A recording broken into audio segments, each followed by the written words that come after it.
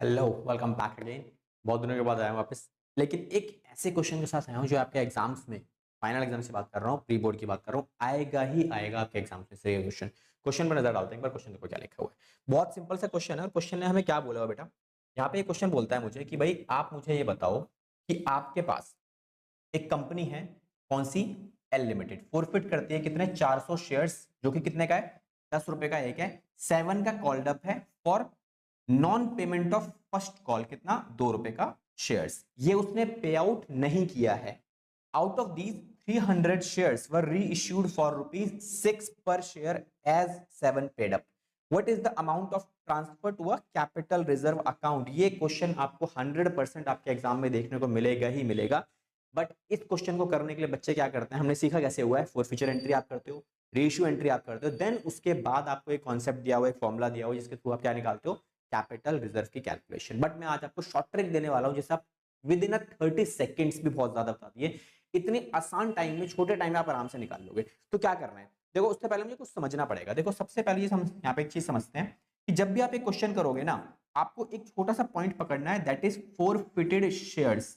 जो आप लिखते हो दैट मीन कितना पैसा मुझे मिल चुका है जो शेयर फोरफिट किए गए उनके ऊपर। तो यहां ध्यान दो जरा, क्या लिखा है? 7 का कॉल्ड अप है, ठीक है, जिसमें से 2 रुपए मेरे को नहीं मिले हैं। नॉन पेमेंट लिखा है ना, नॉन पेमेंट मतलब 2 नहीं मिले। तो जाहिर सी बात है कितने पैसे मुझे मिल चुके हैं? 7 में से 2 अगर नहीं मिले तो 5 रुपए मुझे मिल चुके हैं। मेरे लिए यही 5 रुपए काम का है। मैं इसी से आंसर निकालूंगा। कैसे निकलेगा देखो, जो ये 5 रुपए का अमाउंट है, ये 5 रुपए का जो अमाउंट जो मुझे मिल चुका है, इसका हम 2 जगह पे यूटिलाइजेशन कर सकते हैं। कहां कहां कर सकते हैं? पहला, या तो मैं इसे यूज कर सकता हूं डिस्काउंट देने के लिए रीइश्यू के टाइम पर। अगर रीइश्यू के टाइम पे कोई डिस्काउंट नहीं दिया तो सारा पैसा कहां चला जाता है? यहाँ चला जाता है कैपिटल रिजर्व में। अब हम ये चेक करेंगे कि रीइश्यू के टाइम पर कितना डिस्काउंट दिया गया। तो जरा क्वेश्चन चेक करो क्या लिखा है। कह रहा है 300 शेयर्स 6 रुपए के हिसाब से हमने क्या कर दिया? बेच दिए। कितने का पेडअप है? 7 का पेडअप है। 7 का पेडअप 6 में बेचा गया है। दैट मीन्स 1 रुपए का क्या हो गया बेटा मेरा? सिंपल सा डिस्काउंट हो गया मेरा 1 रुपए का। तो यहां पर हमने क्या किया?